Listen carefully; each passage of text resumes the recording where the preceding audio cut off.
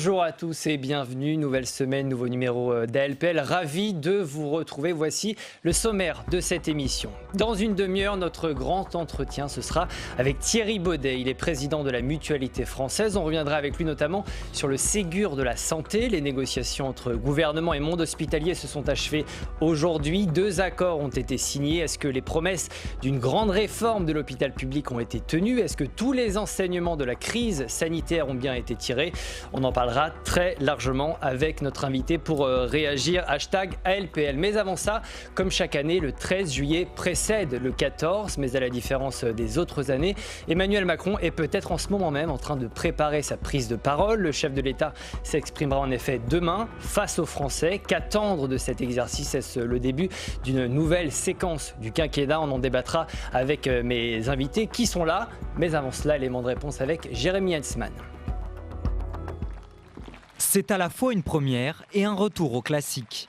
45 minutes de questions-réponses dans les jardins de l'Élysée le 14 juillet, du jamais vu dans le quinquennat d'Emmanuel Macron. Sur la forme, le président reprend une tradition inventée par Valéry Giscard d'Estaing et abandonnée en 2017. Objectif, rassurer l'opinion, mais aussi réaffirmer son statut, la veille de la déclaration de politique générale de son Premier ministre. Il y a un côté jupitérien avec lequel le président semble vouloir renouer, arriver à incarner un pôle de stabilité. Quand qui plus est, on a eu la réforme des retraites, les gilets jaunes dans les jambes, et qu'on est à la veille d'une catastrophe économique, c'est pas simple. Renouer un petit peu le fil de la tradition, ça permet tout bêtement de se présidentialiser, d'apparaître un peu plus comme au-dessus des partis, de réenfiler ce costume de chef de l'État.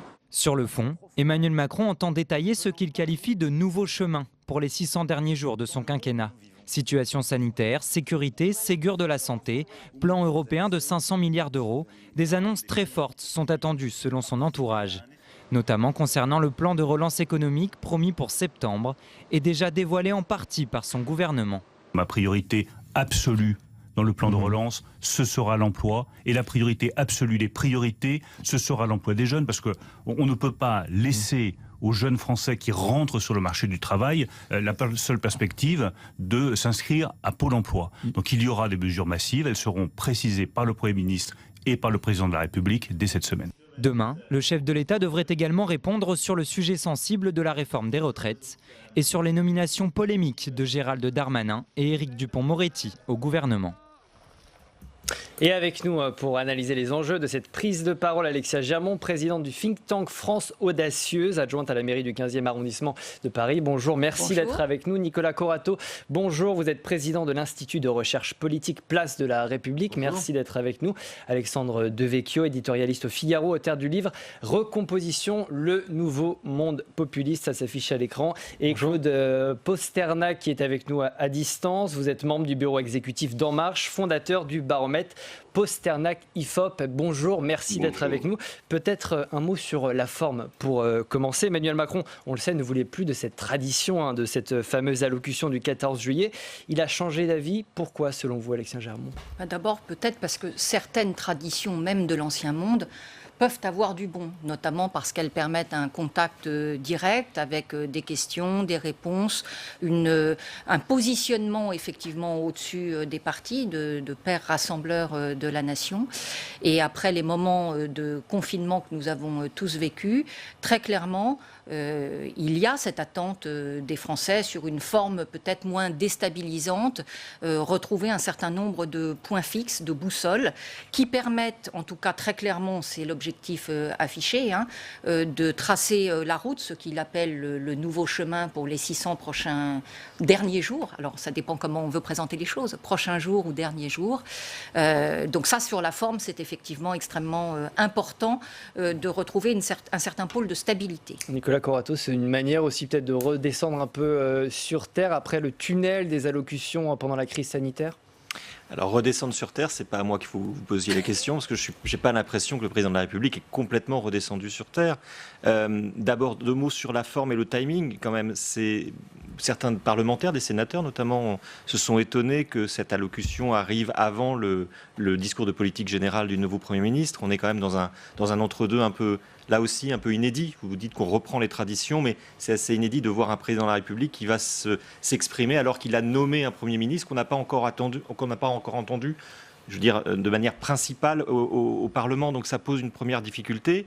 La deuxième chose, c'est qu'effectivement, je pense que tout moment est bon pour s'exprimer, surtout dans des moments où les Français attendent des réponses.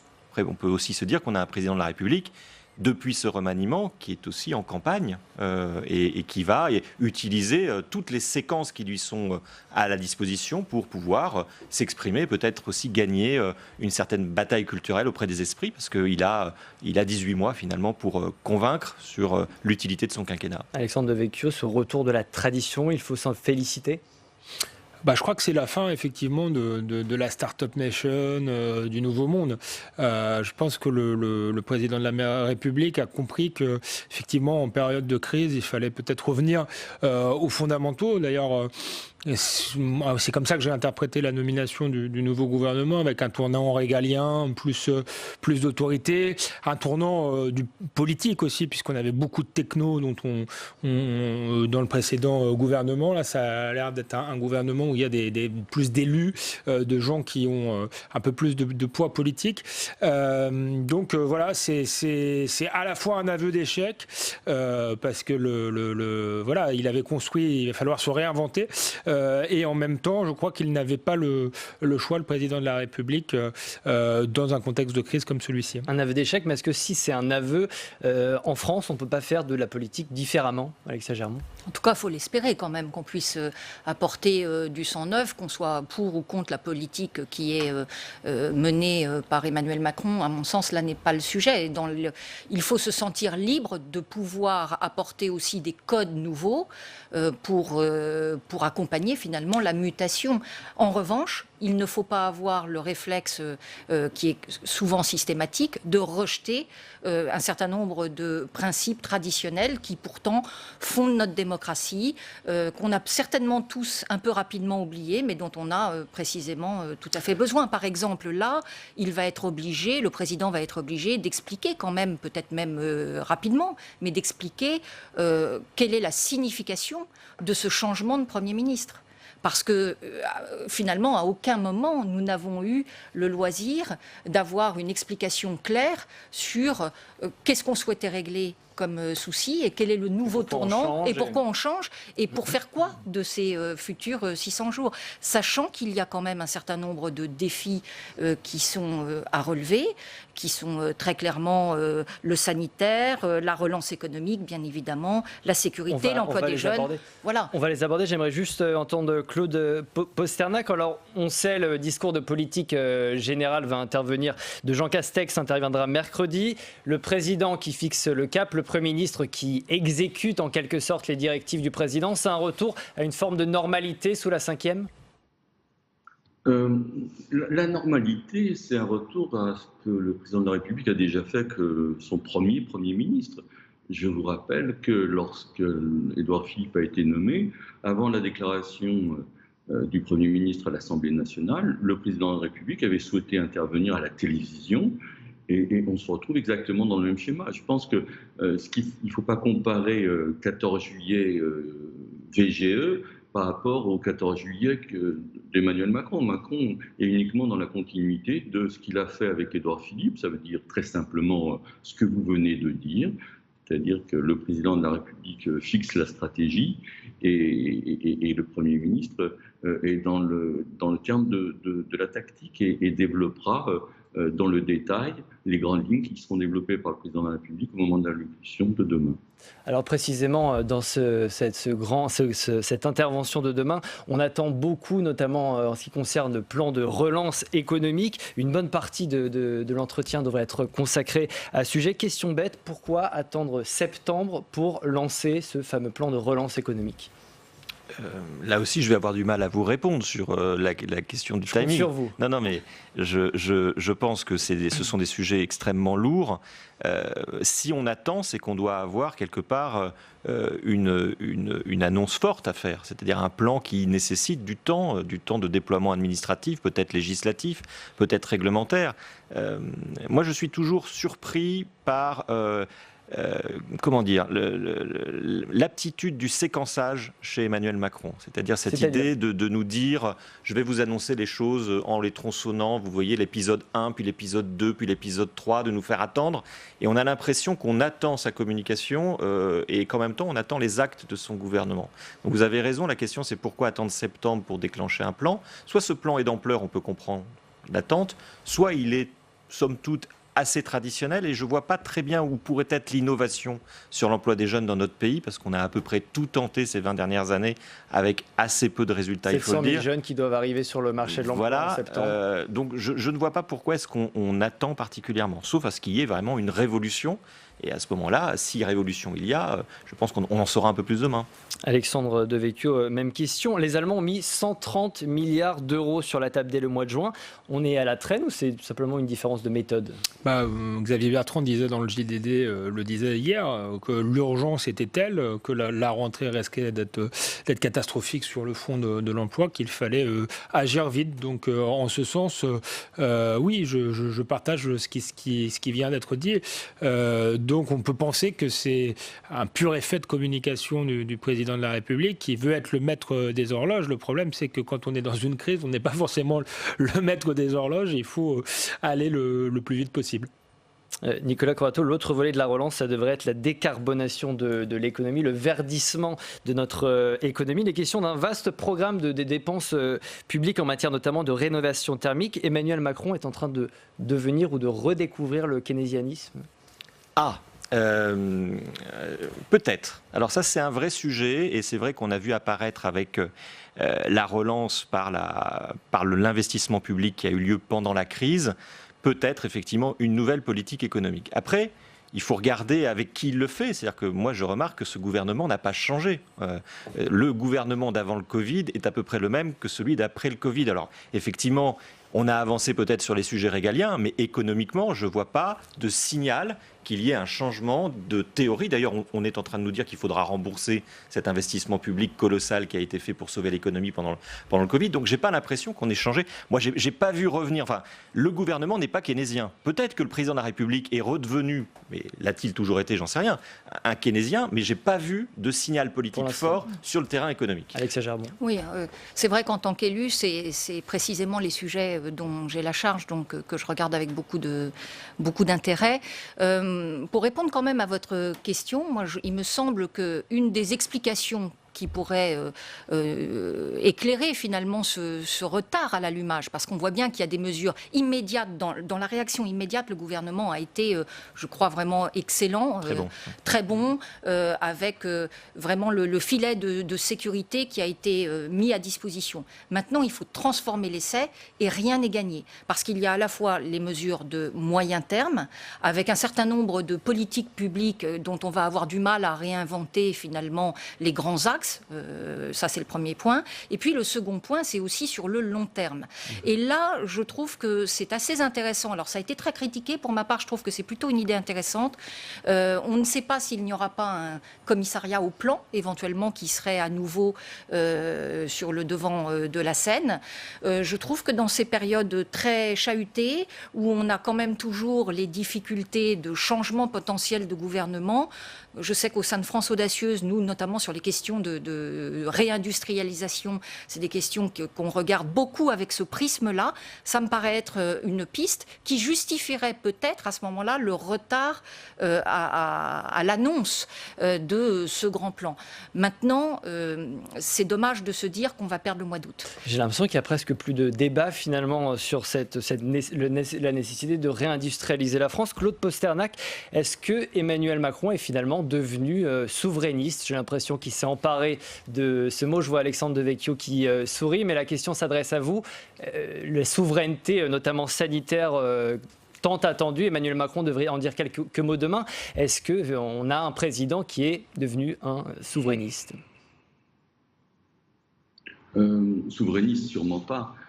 Qu'il souhaite la souveraineté En tout cas, oui, la souveraineté, c'est-à-dire retrouver une souveraineté qui soit la souveraineté numérique, la souveraineté sanitaire, oui, il est nécessaire et je pense que l'ensemble des démocraties, en particulier occidentales et en particulier européennes, ont montré leur fragilité. Donc remettre le sujet de souveraineté est extrêmement important. Je voudrais quand même faire un petit rappel sur ce que vous avez dit tout à l'heure, c'est-à-dire vous avez parlé des 130 milliards de l'Allemagne. Je vous rappelle que la France a déjà mis sur la table, alors si vous considérez que c'est du retard, on a déjà mis sur la table 430 milliards d'euros. 430 milliards. Personne, aucun autre pays a mis autant sur la table que la France. Donc il y a eu 430 milliards. Je vous rappelle peut-être. C'est ce que disait. Je vous rappelle également que simplement hier, il y a 20 milliards qui ont été rajoutés avec ce qu'on appelle l'affacturage. Je vous rappelle que le principal sujet des entreprises, c'est la trésorerie. Et on a décidé d'intégrer les 20 milliards dans le plan de prêts garantis par l'État à l'affacturage. Ça veut dire quoi concrètement? Ça veut dire que les entreprises peuvent avoir un bon de commande, ce qui est une très bonne chose, mais il faut être encore payé et être payé dans les temps parce que vous avez des sujets de trésorerie. Donc avec l'affacturage, ces 20 milliards vous permettront d'avoir du cash beaucoup plus rapidement. Donc il y a deux choses. Le premier point, c'est qu'est-ce qui a été fait jusque-là? Ça a été fait et vite et fort, et je pense que l'ensemble des Français sont reconnaissants au gouvernement d'avoir fait ce travail. Il y a eu un excellent papier du New York Times saluant les efforts faits par le président Macron et de la France au niveau de ce qui devait être fait pour sauver à la fois les emplois et aider les entreprises à passer le moment difficile. Après, vous avez parlé aussi d'un autre sujet qui est la planification.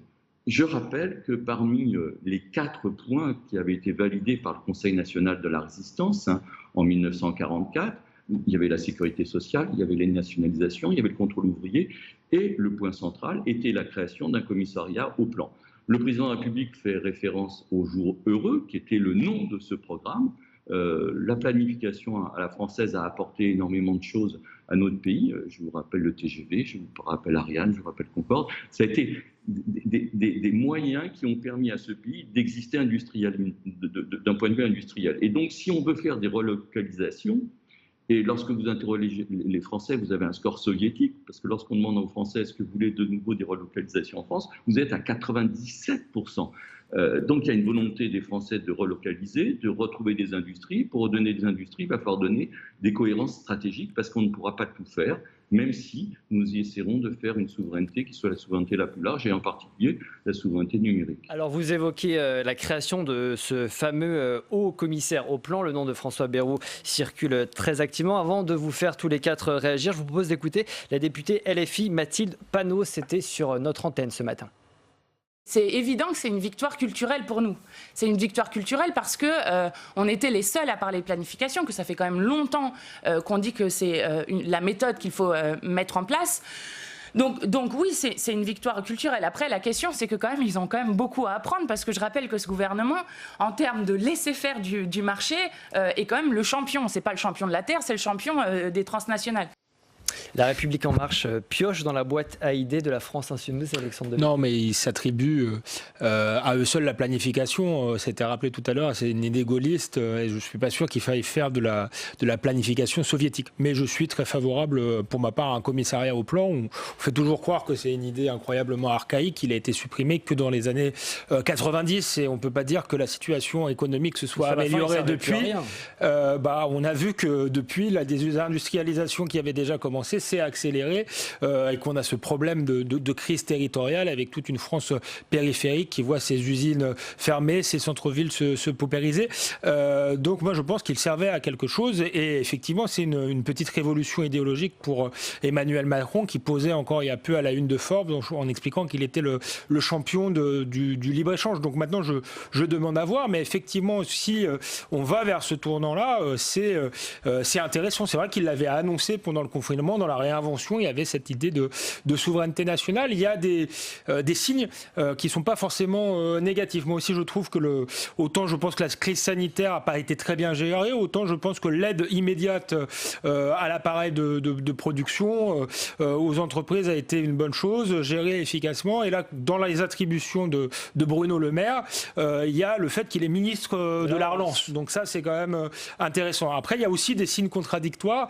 Le fait de de vouloir faire une réforme des retraites maintenant. C'est quelque chose que je ne comprends pas, parce que je pense que, pour ma part, si on gagne la bataille de l'emploi, si on réindustrialise, les données du problème des retraites sont totalement différentes.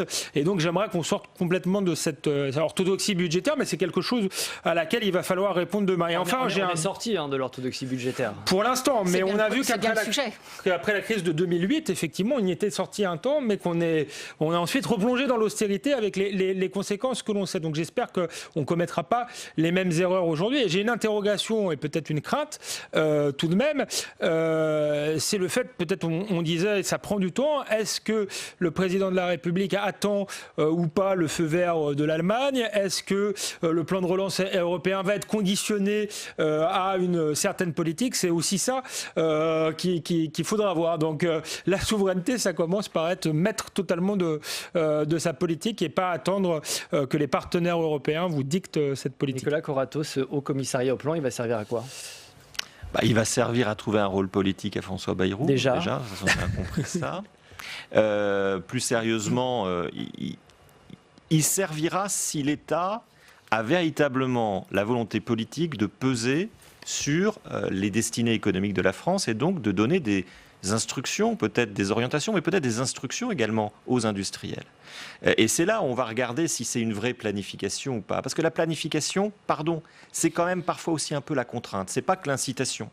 Et on a vu que la bonne planification, excusez-moi de le dire, mais c'est un moment où on arrive aussi à imposer une certaine vision d'un pays, d'une économie, à des industriels.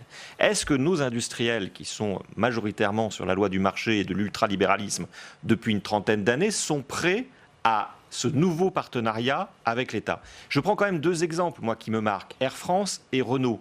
En pleine crise sanitaire, un investissement public colossal dans ces deux entreprises, et on sent que l'État n'a pas la main. On sent que l'État n'arrive pas à négocier. On sent que l'État est un partenaire en situation d'infériorité. Et pourquoi ?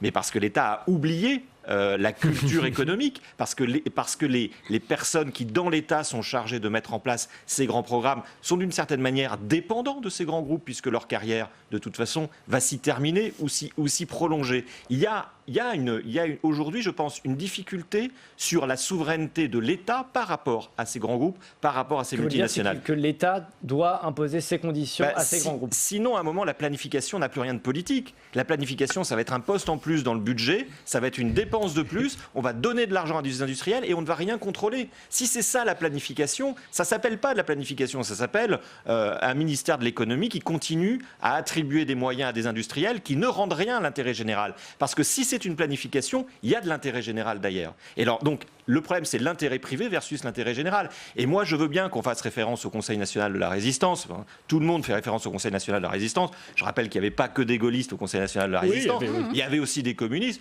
Mais finalement, quand on voit ce gouvernement faire la réforme des retraites, c'était le Conseil national de la résistance. Faire la réforme de l'assurance chômage, c'était le Conseil national de la résistance. Faire la réforme d'un certain nombre de la sécurité sociale, je me dis, voilà, laissons le Conseil national de la résistance et les jours heureux là où ils sont, construisons les jours heureux de demain, mais avec une véritable volonté politique. Alexia Germont. Oui, moi je forme le vœu que le commissariat au plan, s'il renaît, soit un commissariat au plan non dogmatique.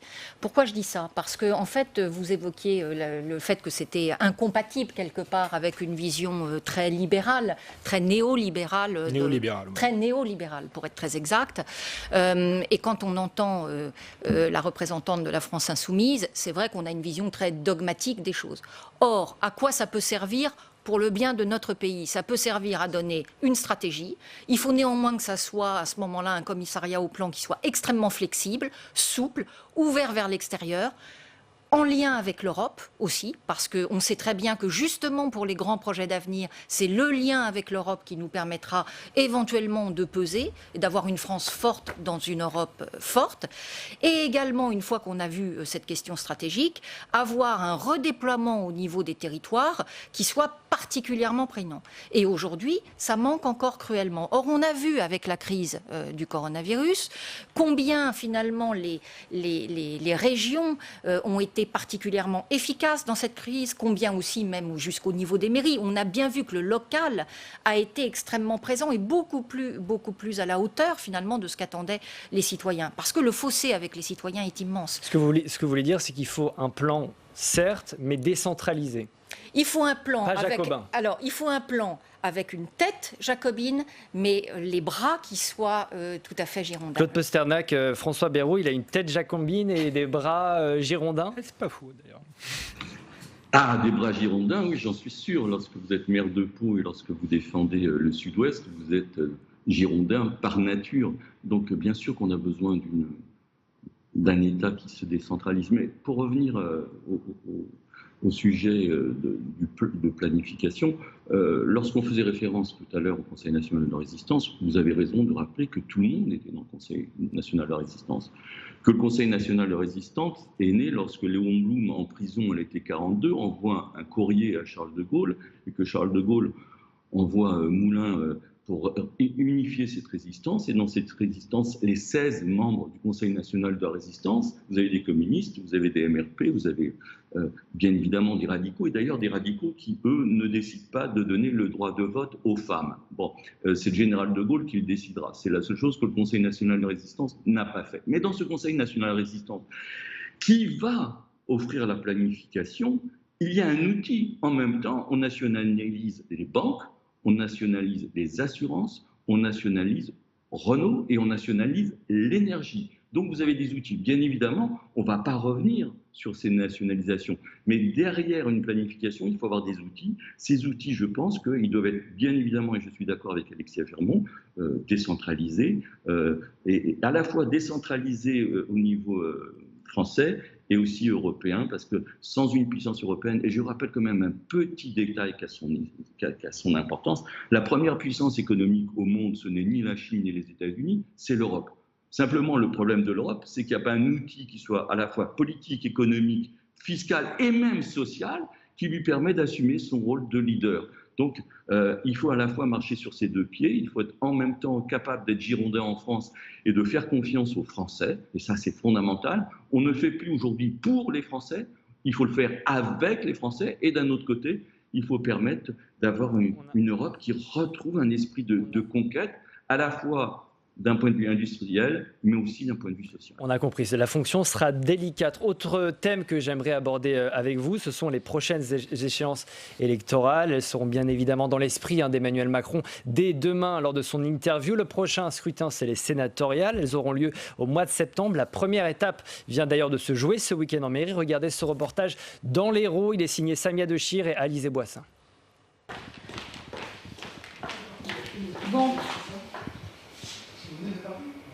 Ici, c'est bon ? C'est jour de vote à la mairie des Mattels. Cette petite commune de l'Hérault désigne aujourd'hui ses grands électeurs, ceux qui voteront aux prochaines élections sénatoriales. Car les sénateurs ne sont pas élus par l'ensemble de la population, mais par un peu plus de 162 000 grands électeurs. 95% d'entre eux sont des élus municipaux, car c'est surtout eux que les sénateurs sont censés représenter. Ils ont un rôle important d'écoute, et ce qui permet derrière, bien évidemment, de faire remonter au plus haut de l'État, je dirais, nos problématiques. Mais tous les conseillers municipaux ne sont pas forcément grands électeurs. Dans les villes de moins de 9 000 habitants, seule une partie du conseil municipal peut voter au sénatorial. Une restriction faite pour éviter que les petites villes soient surreprésentées par rapport à la taille de leur population. Il y a quand même près de 30 000 petites communes en France. Donc si 30 000 communes, on faisait voter tous les élus en grands électeurs, ça ferait, je pense, un nombre de grands électeurs, à mon avis, un petit peu trop important. Avec ses 2000 habitants, la commune des Mattels doit donc choisir 5 grands électeurs sur les 19 conseillers municipaux. La majorité et l'opposition ont chacun présenté une liste. Après un vote à bulletin secret, chaque liste obtient un nombre de sièges proportionnel à son score. 4 sièges donc pour la liste donc Alain Barbe et 1 siège, c'est ça, pour le collectif. À quelques kilomètres de là, un autre vote se prépare.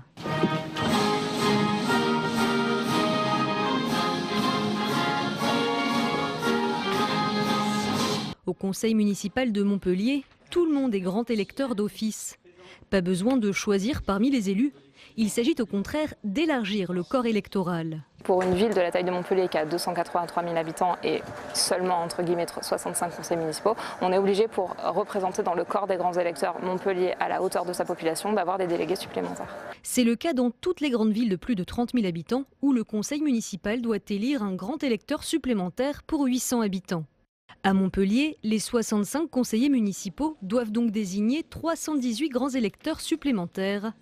Chaque groupe présente une liste de personnalités de son choix. La seule condition pour y figurer, être inscrit sur les listes électorales de la ville. On y trouve donc beaucoup de militants, mais pas que. Michael Delafosse, maire de la ville, assure avoir d'autres critères. Les grands électeurs sont plutôt proches de ma sensibilité, étant de gauche, socialiste, écologiste, républicain, mais aussi, et pour ma part, j'ai tenu à ce que des sensibilités politiques de notre ville qui ne sont pas représentées au conseil municipal puissent disposer de quelques grands électeurs. En tout, 5 listes ont été déposées. Lucie Goutorbe. Elles sont ensuite départagées par un scrutin à la proportionnelle, après un vote à bulletin secret. On est en train de renseigner les résultats dans la calculatrice que nous a fournie la préfecture, afin qu'elle nous calcule automatiquement le nombre de sièges attribués à chaque liste qui s'est présentée.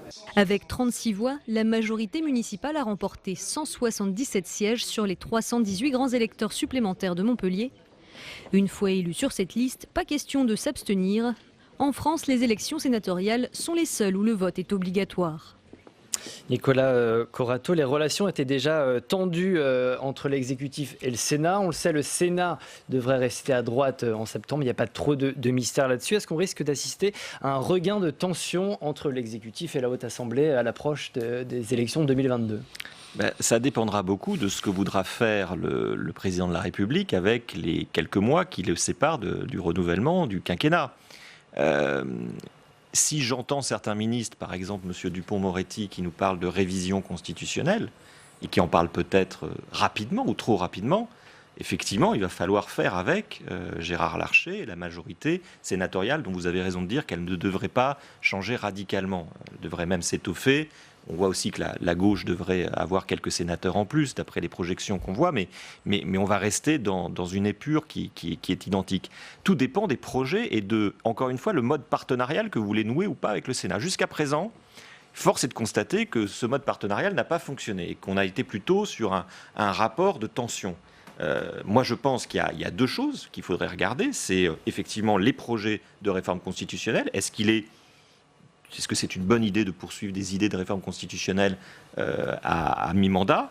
Et deuxièmement, la pratique du Parlement par ce gouvernement. Est-ce que Jean Castex va avoir une nouvelle pratique législative ? Ce gouvernement a passé des centaines d'ordonnances. L'ordonnance, c'est quand même un gros mot au Sénat. Au Sénat, on veut voter les lois, on ne veut pas se les voir imposer par un gouvernement. Donc, est-ce que la méthode, c'est renouer le dialogue, eh bien, on verra, et on verra peut-être à l'occasion de cette fameuse réforme des retraites, dont je vous rappelle qu'elle faisait beaucoup recours à l'ordonnance. Eh bien, est-ce que la nouvelle réforme version Jean Castex passera par une vision quand même beaucoup plus normale du rôle du Parlement ? Alexandre Devecchio, le Sénat, principal obstacle sur la route d'Emmanuel Macron vers 2022 ? Non, je crois pas. Je crois pas que la droite sénatoriale ait réussi. Elle aurait pu, comme je le disais tout à l'heure, il y a une telle fracture territoriale en France qu'elle aurait pu être une droite des territoires enracinée. Mais on voit bien que la droite a gagné en fait les élections municipales, mais n'a même pas su le faire savoir. Tellement obsédée par les grandes villes et par copier finalement en marge d'Emmanuel Macron, il l'aurait répété quand même. Moi, j'ai pas senti une très grande fierté d'avoir conquis ces territoires, pourtant délaissés, oublié, et il pourrait tenter de s'adresser prioritairement à cette France-là. Mais je crois qu'ils ne l'ont pas fait. Donc oui, il va y avoir des tensions entre l'Assemblée nationale, le Sénat, etc. Mais je ne crois pas que ça peut être une force politique qui soit un obstacle à Emmanuel Macron pour la conquête présidentielle. Il aura plein d'autres obstacles, à commencer par lui-même. Mais je ne pense pas que ce soit le Sénat le problème, bien que ce sera sans doute une nouvelle défaite, puisqu'on voit bien que En Marche n'arrive pas du tout à s'implanter justement sur les territoires. Alexia Germont, le pari d'Emmanuel Macron, c'est un peu il n'y aura personne de crédible sur sa gauche. Pour 2022, c'est un pari risqué selon vous ? C'est un pari risqué pour l'ensemble des Français parce qu'il ne faut pas qu'on se retrouve, quelles que soient les opinions politiques des uns et des autres, dans un choix qui soit un non-choix. Et je crois que la vivacité de la démocratie s'enrichit et devrait s'enorgueillir d'avoir une gauche forte, une droite forte, chacun fier de ses valeurs, une approche peut-être un peu plus transversale, on va dire, avec le parti que représente Emmanuel Macron, mais qui, comme vous le disiez, a quand même bien du mal à s'implanter dans les territoires et a aussi bien du mal, il faut bien le reconnaître aussi, dans la formation du gouvernement. On voit quand même que les profils qui ont de l'expérience, qui sont plutôt de centre droit ou de droite, trouvent plus facilement leur place parce que il y a peut-être aussi un problème finalement de vivier au sein de la Macronie. De vivier ou c'est une tactique politique? L'un n'est pas exclusif de l'autre. C'est-à-dire qu'il y a un moment où on fait aussi avec les cartes que l'on a en main. Il y a un certain nombre de personnes de grande qualité qui ont pu émerger dans la Macronie, mais elles sont peut-être trop suffisamment nombreuses par rapport aux défis qu'Emmanuel Macron a eu à relever et qu'il ne pouvait pas anticiper. C'est-à-dire qu'on a quand même eu entre les gilets jaunes, le Covid, donc c'est clair que ça a été en tout cas un mandat qui est certainement extrêmement difficile. Et que la façon finalement de gouverner doit aussi s'adapter à cette difficulté, d'où la nécessité d'avoir des profils aussi qui ont de l'expérience. Si François Bayrou revient aux commandes officiellement, il faut y voir aussi, qu'on soit d'accord ou pas avec son positionnement, là n'est pas le sujet, mais quelqu'un qui a l'expérience, en tout cas, de la sphère publique. Claude Pasternak, un mandat difficile, on a entendu ce que Alexia Jamon venait de nous dire, un mandat qui peut rebondir demain, qui doit rebondir demain à l'occasion de cette interview aux Français. Oui, les choses sont difficiles. Les municipales s'annonçaient difficiles, elles ont été pires que difficiles, donc ça c'est une réalité. Et vous avez raison de rappeler que la droite a gagné ces municipales et la droite devrait se féliciter d'avoir repris en particulier des sièges au Rassemblement national, puisque le grand perdant en dehors de la République en marche, c'est le Rassemblement national. Bon, si on continue à dérouler le fil qui a été le nôtre depuis le début de ce débat et qui tourne autour du Conseil national de la résistance, deux choses. Malheureusement. Non, mais très rapidement. Je dirais une chose. Les ordonnances, je vous rappelle que un des 4 points, c'était la sécurité sociale, et la sécurité sociale a été votée par ordonnance. Et puis le reste des sujets a été voté, je vous rappelle, en 1946 par une constituante. Donc, ça me paraît difficile aujourd'hui de rester dans le cadre défini de la Ve République telle qu'elle est aujourd'hui. Je pense que la Ve République a énormément de vertus, mais elle ne correspond plus à la réalité de la vie française aujourd'hui, avec les réseaux sociaux, avec l'impatience qui peut exister et la volonté des Français de participer. Donc, je pense qu'il faudra l'intégrer. Et la compréhension du Sénat, juste pour terminer, on ne peut pas comprendre le Sénat sans savoir ce qui va se passer au Conseil économique, social et environnemental. Merci beaucoup. On vous réinvitera pour un prochain débat, évidemment, sur le Conseil de la Résistance. C'est la fin de ce débat pour l'instant. Merci à vous 4 d'avoir participé. Tout de suite, on passe au grand entretien. Aujourd'hui, mon invité, c'est Thierry Baudet, le président de la Mutualité française. On va revenir longuement sur le Ségur de la santé qui s'est conclu aujourd'hui par un accord en grande pompe. On regarde ce sujet de Jonathan Dupriez, on en reparle juste après. Allons-y, je vous en prie. Signature savamment mise en scène, Jean Castex conclut le Ségur de la santé. Après 6 semaines de négociations, CFDT, UNSA ou encore FO ont officiellement signé ces accords pour revaloriser les carrières et les rémunérations des personnels de santé. Une avancée que le locataire de Matignon qualifie d'historique. Il s'agit d'un moment historique. L'État vient de dégager une enveloppe supérieure à 8 milliards d'euros. Sur cette enveloppe, 7,6 milliards sont destinés au personnel soignant du public et du privé. Infirmiers, aides-soignants ou encore personnels non médicaux comme les brancardiers ou les agents administratifs en bénéficieront. Pour eux, c'est l'équivalent de 183 € net mensuels d'augmentation. À cela s'ajoutent 450 millions d'euros pour les médecins hospitaliers. Cette somme permettra principalement d'augmenter l'indemnité de service public exclusif versée aux praticiens qui s'engagent à n'effectuer aucun dépassement d'honoraires. Cette indemnité sera portée à 1 010 € bruts par mois, ce qui représente une augmentation qui ira de 300 à 700 € quasiment de revenus pour l'ensemble des médecins hospitaliers qui font du service public exclusif. Et puis la création de 3 échelons en fin de carrière de manière à conserver les talents à l'hôpital dans la durée, qui permettra également de majorer de façon extrêmement conséquente la rémunération des médecins qui sont déjà capés, qui ont de l'expérience et qui peuvent l'apporter aux plus jeunes. Le Ségur de la santé prévoit aussi de nouvelles majorations des heures supplémentaires, une revalorisation des indemnités versées aux internes et aux étudiants en médecine, ainsi que la création de 15 000 postes dans les hôpitaux. Thierry Baudet, bonjour. Vous êtes président de la Fédération nationale de la mutualité française. La mutualité française, ça regroupe la plupart des mutuelles de santé en France. Je signale la parution de votre livre, Journal d'une crise, de l'urgence du Covid aux soins du quotidien. C'est publié aux éditions de l'Aube. Merci beaucoup d'être avec nous pour ce grand entretien. On se souvient tous de ces mots d'Emmanuel Macron. Quoi qu'il en coûte, nous disait le président, on s'occupera de l'hôpital public quoi qu'il en coûte. Le Ségur a débouché, on l'a vu, sur un accord, 8 milliards d'euros. Est-ce que le compte y est pour vous ? Écoutez, c'est un effort très significatif. Je me souviens que pendant la crise du Covid, à 20h, de très nombreux Français sortaient pour applaudir les soignants. On avait été nombreux à dire que les soignants attendraient beaucoup plus que des applaudissements.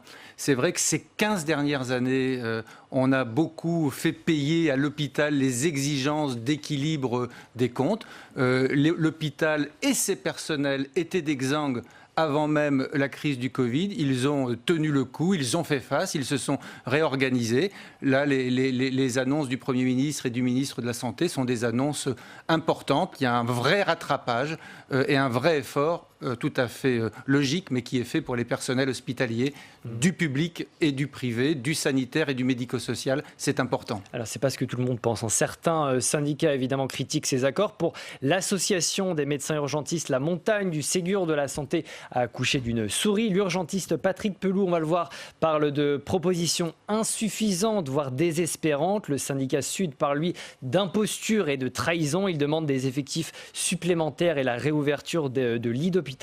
Si je comprends bien, la crise du système de santé n'est pas terminée. Alors, quand on entend les annonces du Premier ministre et du ministre de la Santé, on pourrait penser qu'en réalité, le Ségur de la santé s'est transformé en Ségur de l'hôpital. Donc, il y avait des mesures qui étaient très attendues pour l'hôpital, des mesures de revalorisation. C'est aux professionnels d'apprécier si le compte y est. Moi, je souligne un effort extrêmement significatif. Parce qu'il n'y a pas de réforme structurelle. Voilà, mais on n'en a pas fini. Moi, ce qui m'a beaucoup frappé, si vous voulez, pendant cette crise, c'est que dans un premier temps, ça a été la grande affaire de l'hôpital. Et on a fait face à cette crise, au moins dans une première phase, comme si on ne pouvait s'appuyer que sur la moitié des professionnels de santé français, les professionnels hospitaliers, et on avait un peu oublié les professionnels de ville, les médecins, les infirmiers, les kinés. Et tout ça montre bien que pour pouvoir demain s'appuyer sur l'ensemble de la ressource médicale française, il faut se préoccuper du premier recours, qu'il faut notamment mieux organiser. La mutualité française plaide pour un exercice coordonné, regroupé, pluriprofessionnel. Alors, on parle dans ce Ségur de la santé, c'était l'occasion effectivement de rehausser les rémunérations. Vous parlez d'organisation. Il va falloir réorganiser l'ensemble du système de santé français. Oui, il faut réorganiser l'ensemble du système de santé français. Vous savez, moi, je me souviens de la crise des Gilets jaunes et du grand débat national qui avait été voulu par le président de la République. La santé ne faisait pas partie des thèmes qui avaient été identifiés par l'exécutif, et tous les maires qui ont organisé des débats ont été unanimes pour dire que le sujet qui montait, c'était le sujet de la santé. Il y a une impatience des Français, il y a une inquiétude quant à ce qu'on appelle la montée des déserts médicaux, les difficultés d'accès aux soins. Vous savez, les Français, ils ont conscience qu'on a un bon système de santé. Et d'ailleurs, la crise l'a montré. Encore aujourd'hui ? Oui, la crise l'a montré. On a soigné tous les Français.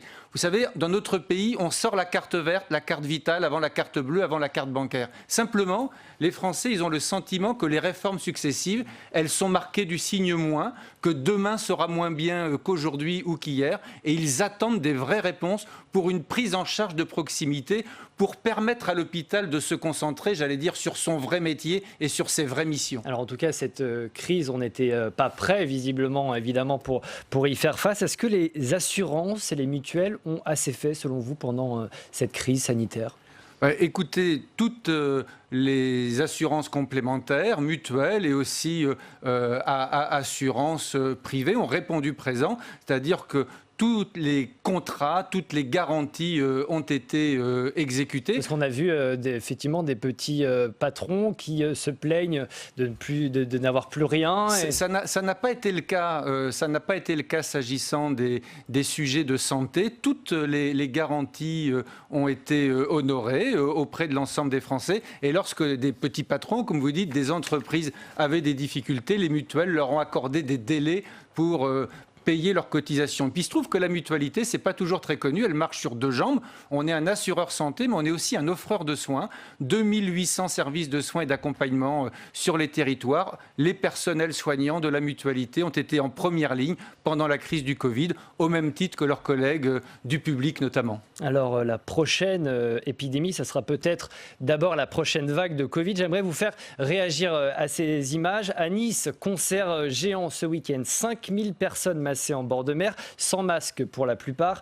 Au même moment, il y avait une rave party du côté de la Nièvre. L'événement n'était pas autorisé par la préfecture. Il s'est déroulé dans une commune du sud de Nevers. Même chose à Arcachon, où 2000 personnes ont participé à une rave party. C'était aussi samedi soir. Quand vous voyez ça, ça vous agace? Qu'est-ce que vous vous dites? Je me souviens que comme vous l'avez dit, nous n'étions pas préparés à cette crise. Et notamment parce que dans notre pays, nous n'avons pas une culture de la santé publique, nous n'avons pas une culture de la prévention. Mais pendant la crise, on a vu progressivement émerger des attitudes et des gestes barrières, protecteurs pour soi-même et protecteurs pour les autres. C'était plutôt encourageant. Simplement, on voit que ce n'est pas vraiment dans la culture. Il faut insister, il faut en faire la pédagogie, il faut le rappeler en permanence. Les questions de prévention, d'éducation à la santé qui sont un peu ignorées dans notre pays, on voit combien elles sont centrales. Et c'est vrai qu'il faut appeler l'ensemble de nos concitoyens à continuer à être vigilants, à respecter ces gestes barrières. Encore une fois, pour soi-même, mais surtout pour les autres. La prévention, ça vise d'abord à protéger les autres, les plus fragiles, et ça c'est très important. Il va falloir que collectivement, on reste, j'allais dire, sur la vague positive qu'on a vue émerger pendant la crise du Covid. Il ne faut pas se relâcher et il faut rester en effet très vigilant. Alors vous avez été aux premières loges pendant cette crise. Qu'est-ce qu'on a mal fait, selon vous? Non, je ne sais pas ce qu'on a mal fait. Nous n'étions pas prêts. Mais nous avons vu, encore une fois, des attitudes positives se développer. L'hôpital était exsangue avant même le début de la crise, mais l'hôpital et les personnels hospitaliers ont su s'organiser, ont su dépasser les carcans administratifs pour s'adapter. Moi, j'en tire quelques conséquences pour l'avenir. La première, c'est qu'on voit bien tout le potentiel d'une société de la bienveillance, de l'attention à l'autre, du soin mutuel. Il faut vraiment ancrer dans notre pays la culture de la prévention. Et puis pour parler des soignants qui ont été formidables, les soignants, mais aussi les personnels des EHPAD, ceux qui s'occupaient des personnes âgées, les personnes qui intervenaient au domicile, on a vu qu'elles avaient des capacités d'adaptation et d'inventivité extraordinaires, notamment parce qu'elles ont su se défaire des carcans. Alors moi, là aussi, un des enseignements que j'en tire pour la suite, faisons le pari des territoires, faisons le pari des acteurs, faisons le pari de l'intelligence et cassons un peu et extrayons-nous un peu d'un certain nombre de carcans administratifs. Les territoires, justement, on y va tout de suite. Le département de la Mayenne compte actuellement 7 clusters. Une campagne de dépistage massif a débuté. Le président du département était sur notre antenne ce matin. Je vous propose de l'écouter. Je vous fais réagir juste après. Cette crise soudaine a eu l'avantage, en tout cas, de réveiller les consciences et de rappeler à tous les Mayennais le respect des gestes barrières et au-delà du respect des gestes barrières, le port du masque. Voilà, le conseil départemental de la Mayenne a été le premier département de France à en doter chaque Mayennais, puisque le 8 mai, chacun a eu un masque. Donc moi, j'appelle tous les Mayennais et au-delà, bien sûr, tous les Français à porter le masque, notamment dans l'espace public clos, bien évidemment. Thierry Baudet, vous appelez, vous, au port du masque obligatoire dès aujourd'hui dans les lieux clos? Moi, il faut avoir son masque sur soi. Lorsque j'ai pénétré dans l'enceinte du Sénat et de votre chaîne, naturellement, je portais le masque. Il faut acquérir... Est-ce qu'il faut l'imposer? Je crois qu'il faut généraliser le port du masque. C'est culturel. Vous savez qu'on a beaucoup reproché en début de crise le déficit de masques. Moi, parfois, il m'arrive de penser que si les masques avaient été disponibles, peut-être les Français ne les auraient pas utilisés. Vous savez, on est un peu comme ça. On râlait parce qu'il n'y avait pas suffisamment de masques. Aujourd'hui, il y a beaucoup de masques à des tarifs tout à fait accessibles. On peut s'en procurer aisément et pourtant, tous les Français ne les utilisent pas. Donc moi, je crois beaucoup à l'éducation. Je crois à l'éducation à la santé. Je crois à la prévention. Il faut marteler les messages de prévention et il faut effectivement que ça devienne, j'allais dire, un réflexe. Il faut que ça entre dans notre culture. Encore une fois, la prévention, le port du masque, c'est pour les autres, c'est un geste civique, c'est pour protéger les autres, les êtres qui nous sont chers, les personnes vulnérables notamment, et puis tous les autres. Et pourtant, on constate un relâchement un peu partout. Dans un tweet, Emmanuel Macron a rappelé que les gestes barrières ne sont pas une option, c'était hier. Et pourtant, même parmi les responsables politiques, on l'a vu la semaine dernière lors des passations de pouvoir au sein des ministères, les ministres se congratulent, il y a eu des embrassades. Est-ce qu'il n'y a pas un poids de mesure ici, Thierry Baudet ? Oh, je ne sais pas s'il y a un poids de mesure. Moi, ce que je sais, c'est qu'il faut être attentif. Il faut aussi faire preuve, j'allais dire, de discernement. Moi, je mesure combien c'est difficile de porter un masque. J'ai un vieux papa qui est une personne seule, qui est une personne malade. J'étais avec lui avant de venir vous rejoindre. Il souffre beaucoup de ne pas pouvoir toucher ses amis, de ne pas pouvoir embrasser ses enfants. Moi-même, je souffre de ne pas pouvoir lui manifester l'affection que je voulais lui manifester précédemment, mais c'est très important, ce sont des gestes civiques, il faut vraiment s'y tenir, et c'est vrai que les responsables politiques, naturellement, les personnes qui ont une responsabilité publique, une exposition publique, doivent montrer l'exemple, naturellement. En France, ce problème, il est culturel, selon vous ?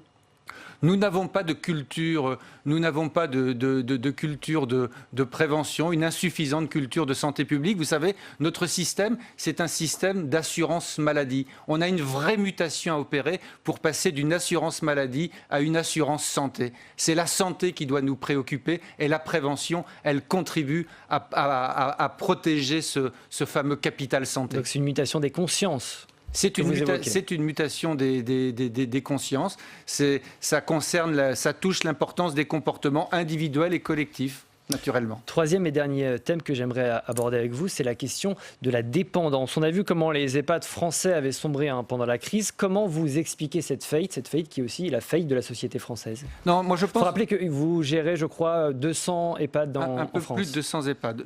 Je réfute votre expression sur la faillite des EHPAD. Non, moi je considère que les professionnels des EHPAD ont été remarquables. Mais simplement, ce dont nous avons pris conscience pendant cette crise, c'est que dans les EHPAD, les personnes qu'on y accueille sont des personnes âgées, lourdement dépendantes et plus vulnérables et qui ont besoin de beaucoup de soins. Et dans notre pays, on n'a pas encore fait totalement la mutation. Vous voyez, les EHPAD ressemblent encore parfois trop aux maisons de retraite d'antan dans lesquelles on entrait plus jeune et moins lourdement dépendant. Donc ce que cela montre, c'est qu'il faut opérer une mutation des EHPAD. Ce sont des lieux de vie, c'est très important, mais ça doit devenir davantage des lieux de soins.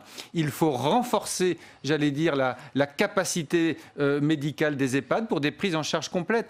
Dans nos EHPAD, on a été confrontés à certains endroits à des médecins de ville qui ne se déplaçaient pas, qui ne venaient plus dans les EHPAD. On manquait d'infirmières, par exemple, y compris la nuit, pour être auprès des personnes vraiment atteintes. Et encore une fois, en dépit de l'engagement extraordinaire de tous les personnels, ça montre qu'il faut vraiment renforcer la médicalisation, d'où l'importance de la grande loi que nous promet le ministre de la Santé, le président de la République. Alors cette loi, elle est annoncée, la création d'une 5e branche de la Sécu est peut-être en train de se concrétiser. 2 textes sont actuellement discutés au Parlement. Vous vous en félicitez, ça fait longtemps que vous demandez cette grande loi sur le grand âge.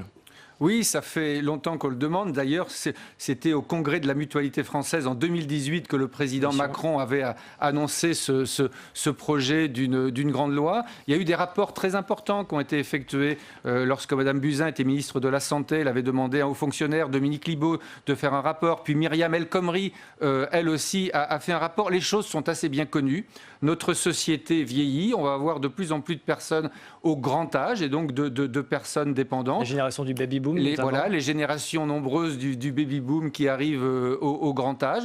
On sait que la plupart des personnes âgées souhaiteraient rester au domicile le plus longtemps possible. Bien, pour faire tout ça, il faut, mettre des moyens importants, il faut flécher des moyens importants, à la fois pour que les carrières soient plus attractives au domicile, pour renforcer le taux d'encadrement et la médicalisation dans les EHPAD. Donc il faut des moyens importants. Le rapport de Dominique Libaud disait qu'à l'horizon 2024, il faudrait mobiliser un peu plus de 6 milliards d'euros par an avant d'arriver à 10 milliards d'euros par an. On va revenir sur le financement, mais j'aimerais vous faire réagir parce que vous êtes l'auteur avec Laurent Berger d'une tribune parue chez nos confrères des Échos. Vous demandez donc cette grande loi sur le grand âge et la fin des vaines incantations. Je vous cite, il y a trop de bavardage sur ce thème. Il faut agir. Oui, il y a urgence. Il faut agir. Moi, je pense que sur ce thème, comme sur beaucoup d'autres, sur le thème de la santé qu'on évoquait tout à l'heure, beaucoup a été dit. Il y a d'excellents rapports qui ont été produits. Alors naturellement, on peut toujours discuter. On sait ce qu'il faut faire. Ce qui compte maintenant, c'est de faire. On a beaucoup dit. Maintenant, il faut passer du dire au faire. C'est ça l'enjeu, et c'est ça l'enjeu sur le grand âge et la perte d'autonomie. Il y a quand même le problème du financement. Vous évoquiez le rapport Libaud. Ce rapport, il stipule qu'il faudra trouver 6 milliards, un peu plus de 6 milliards d'euros d'ailleurs, par an à partir de 2024. Comment on finance, comment on trouve cet argent? C'est énorme. Écoutez, avant la crise du Covid, on parlait de l'amortissement de la remise à zéro de la caisse d'amortissement de la dette sociale, et donc la fameuse CADES. Et donc, alors que la CADES n'était pas encore à l'équilibre, nombreux voulaient récupérer le fruit pas encore mûr, la CRDS notamment, pour financer la perte d'autonomie. Moi, ce que je veux dire par là, c'est qu'il faut naturellement des financements publics. C'est d'abord un sujet... Donc c'est l'État qui doit payer. C'est un sujet de solidarité nationale. C'est un sujet de solidarité nationale. Ça concerne l'ensemble de notre société. Mais nous, les mutualistes, nous pensons qu'il faut regarder toutes les sources de financement et que de manière complémentaire, on pourrait aussi réfléchir, par exemple, à une assurance dépendance généralisée qui pourrait non pas se substituer à la responsabilité des financements publics, mais qui pourrait intervenir sur une part, notamment pour diminuer le reste à charge supporté par les familles. En définitive, tout le monde va payer. Tous les salariés vont devoir payer, que ce soit l'État ou par prélèvement obligatoire, on devra tous payer. Vous savez, aujourd'hui, les gens, ils doivent se débrouiller par eux-mêmes lorsqu'ils y sont confrontés, et c'est très difficile. Pour une personne qui est lourdement dépendante, qui est dans un EHPAD, pour plus d'un résident sur deux, le reste à charge, après toutes les aides publiques, il est supérieur aux ressources disponibles. Il est entre 1 800 et 2 000 euros, supérieur aux ressources disponibles. Ça signifie quoi? Ça signifie que ce sont les enfants, ceux qu'on appelle les aidants, qui sont les premiers mis à contribution. Il faut sortir de cette situation. On parle beaucoup de l'aide aux aidants. La première aide qu'on pourrait apporter aux aidants, c'est de faire en sorte qu'ils ne soient pas obligés de se mobiliser financièrement pour faire face à la dépendance de leurs parents. Thierry Baudet, petite question générale pour terminer cet entretien. Qu'est-ce que bien vieillir pour le patron des mutuelles françaises?